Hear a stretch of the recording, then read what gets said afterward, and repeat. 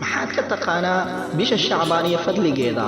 Haddaba halkani waxaan kugu soo gudbin doonaa fadliga ay leedahay bisha Shacbaan. Shacbaan waa bisha 8aad ee kalendarka Hijriga. Habeenka 15aad ee bishani waxaa loo yaqaanaa habeenka xirka. sidoo kale bishani waxay ka mid tahay bishii uu nabigeena naxariis iyo nabadgelyo korkiisa haatee oo aadka u soomo. sidoo kale bishani tani waxaa la koryeelaa acmaasha. Aisha waxay weydiisay rasuul Ilaahayow bishani maxaad soonka u badisaa? Nabiga sallallahu alayhi wasallam wuxuu yiri waa bil ay dadku hilmaamsan yihiin cibaadadii Alle, waxayna u dhaxaysaa 2 bil, bisha Rajab oo ah ashharul xurumka iyo sidoo kale bisha Ramadaan. sidoo kale bishani waa bisha acmaasha loo koryeelo. sidaa daraadeed waxa uu yiri nabiga sallallahu alayhi wasallam anigana waxaan jeclahay anigoo sooman in amalkayga la sii koryeelo.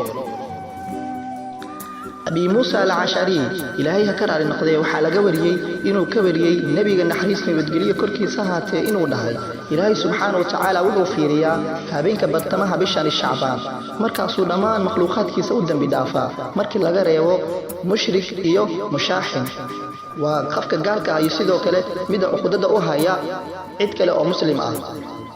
xadiiskan wuxuu inoo tilmaamayaa Ilaahay inuu fiiriyo oo uu dalacdo makhluuqiisa gaar ahaan kuwa mukallafka ah insaanka iyo jinka oo markaasna u dambi dhaafo dambiyadooda marka laga reebo gaalka Ilaahay cid aan ahayn caabuda ama dafira jiritaanka Ilaahay subhanahu wa ta'ala. waxa kale haweenkaasi laga tagayaa dambiyadooda oo loo dhaafin waa ruux cid kale oo muslim ah u careysan ama xaasidaya ama gooyay sida waalidka iyo riximka. subhanallah bal walaalayaal qiyaasa hadaad qof muslim ah oo dadayso ama caradayso waxaad kaysatay inaad lagu dambi dhaafin oo laga mid dhigo sida ruux gaal ah. Ilaahay baan ka magan galaynaa. haddaba bartanka bisha Shacbaan waa habeenka 15aad ee Shacbaan oo ku beegan 28 bisha Maaj sanada 2021 oo ah habeen Axad ay soo galayso. fadlan walaalkayga cafi walaalka Ilaahay dartii adigana Ilaahay ha ku dambi dhaafee sidoo kale xidhiidhi ehelka iyo qaraabada.